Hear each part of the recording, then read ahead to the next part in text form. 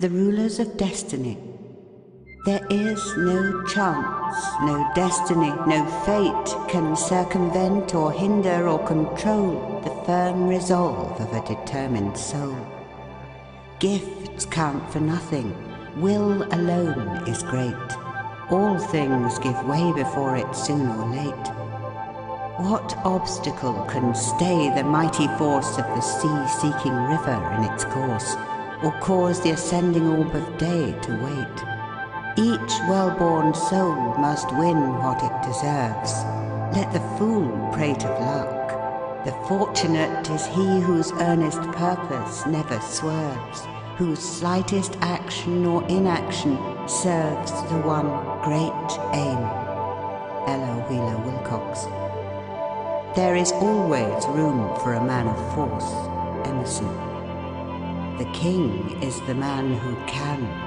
Carlyle. A strong, defiant purpose is many-handed and lays hold of whatever is near that can serve it. It has a magnetic power that draws to itself whatever is kindred. T.T. Munger. What is willpower, looked at in a large way, but energy of character? Energy of will, self-originating force, is the soul of every great character. Where it is, there is life. Where it is not, there is faintness, helplessness, and despondency.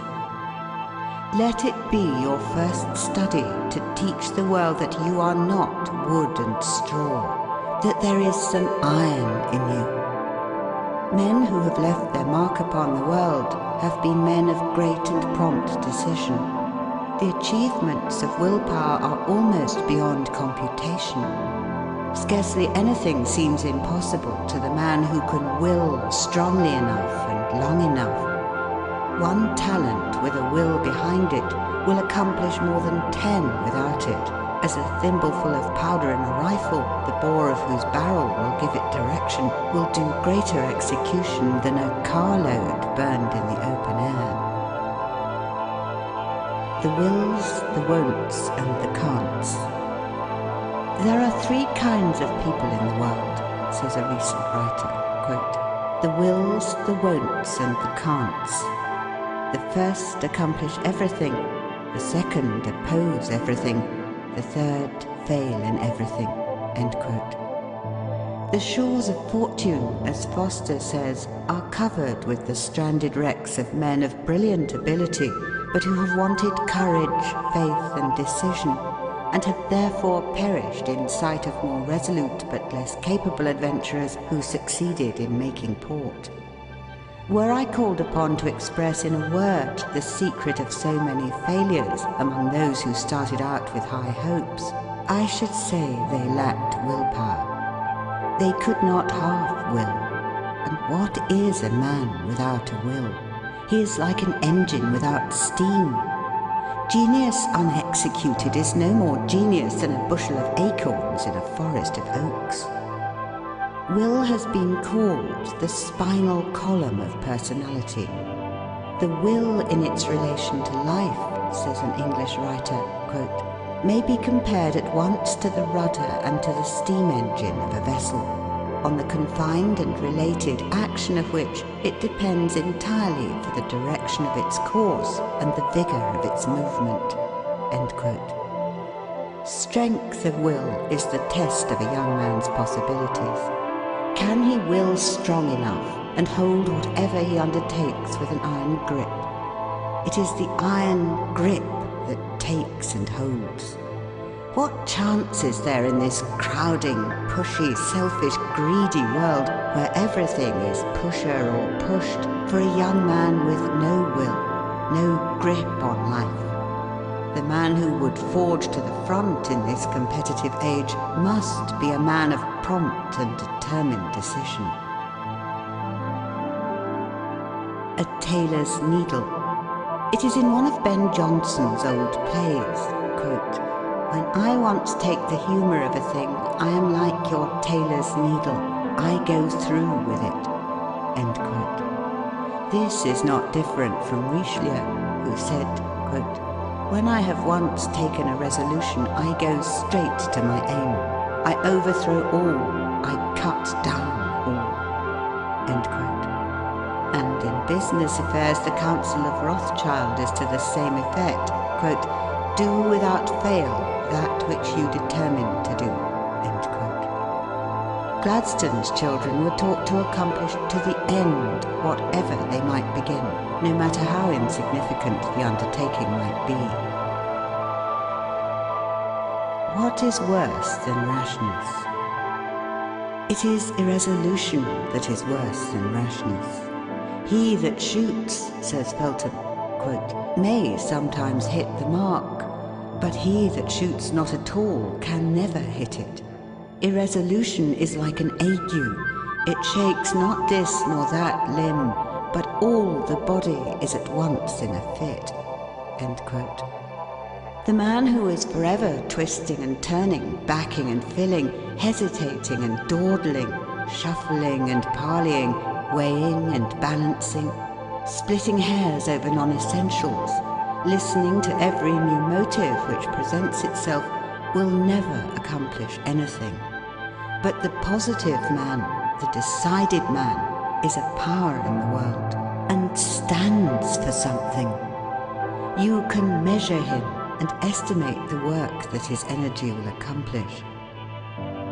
Opportunity is coy, is swift, is gone before the slow, the unobservant, the indolent, or the careless can seize her. Vigilance in watching opportunity, said Phelps, quote, tact and daring in seizing upon opportunity, force and persistence in crowding opportunity to its utmost of possible achievement, these are the martial virtues which must command success. End quote. The best men, remarked Chapin, quote, are not those who have waited for chances, but who have taken them, besieged the chance, conquered the chance, and made chance the servitor. End quote. Is it not possible to classify successes and failures by their various degrees of willpower? A man who can resolve vigorously upon a course of action and turns neither to the right nor to the left, though a paradise tempt him, who keeps his eyes upon the goal, whatever distracts him, is sure of success.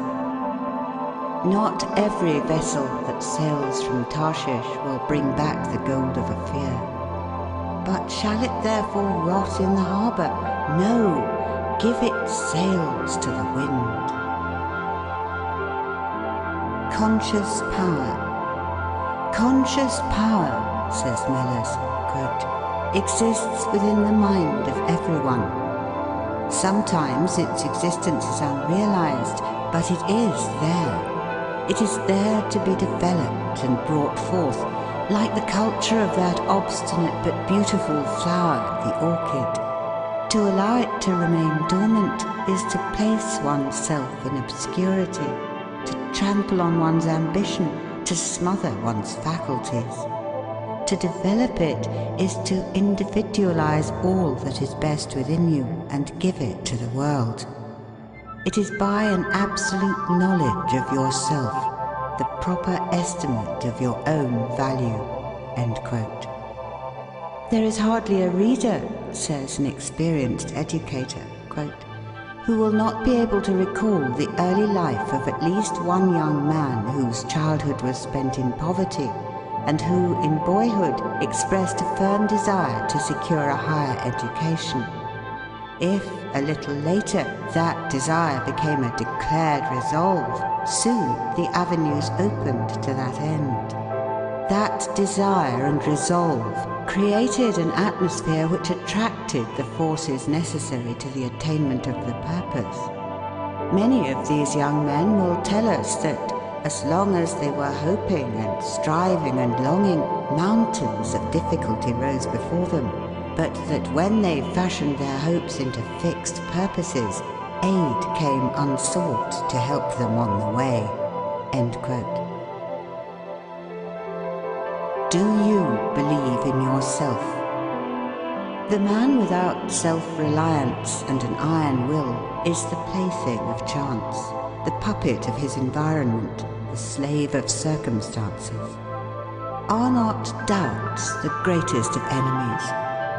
If you would succeed up to the limit of your possibilities, must you not constantly hold to the belief that you are success organized and that you will be successful no matter what opposes? You are never to allow a shadow of doubt to enter your mind that the Creator intended you to win in life's battle. Regard every suggestion that your life may be a failure, that you are not made like those who succeed, and that success is not for you, as a traitor, and expel it from your mind as you would a thief from your house. There is something sublime in the youth who possesses the spirit of boldness and fearlessness, who has proper confidence in his ability to do and dare. The world takes us at our own valuation. It believes in the man who believes in himself, but it has little use for the timid man, the one who is never certain of himself, who cannot rely on his own judgment, who craves advice from others and is afraid to go ahead on his own account. It is the man with a positive nature, the man who believes that he is equal to the emergency, who believes he can do the thing he attempts, who wins the confidence of his fellow man. He is beloved because he is brave and self-sufficient. Those who have accomplished great things in the world have been, as a rule, bold, aggressive, and self-confident. They dared to step out from the crowd and act in an original way. They were not afraid to be generals. There is little room in this crowding, competing age for the timid, vacillating youth. He who would succeed today must not only be brave, but must also dare to take chances. He who waits for certainty never wins. The law of the soul is eternal endeavor that bears the man onward and upward forever. A man can be too confiding in others, but never too confident in himself. Never admit defeat or poverty. Stoutly assert your divine right to hold your head up and look the world in the face. Step bravely to the front, whatever opposes, and the world will make way for you. No one will insist upon your rights while you yourself doubt that you have any. Believe you were made for the place you fill. Put forth your whole energies. Be awake. Electrify yourself. Go forth to the task. A young man once said to his employer, quote, "Don't give me an easy job. I want to handle heavy boxes, shoulder great loads. I would like to lift a big mountain and throw it into the sea." End quote. And he stretched out two brawny arms while his honest eyes danced and his whole being glowed with conscious strength. The world in its heart admires the stern, determined doer. The world turns aside to let any man pass who knows whither he is going. It is wonderful how even the apparent casualties of life seem to bow to a spirit that will not bow to them, and yield to assist a design after having in vain attempted to frustrate it. The man who succeeds, says Prentice Mulford, quote, must always in mind or imagination live, move, think and act as if he gained that success, or he never will gain it. End quote. We go forth, said Emerson, quote, austere, dedicated, believing in the iron links of destiny, and will not turn on our heels to save our lives. A book, a bust, or only the sound of a name shoots a spark through the nerves, and we suddenly believe in will. We cannot hear of personal vigor of any kind, great power of performance, without fresh resolution. End quote. End of chapter 2.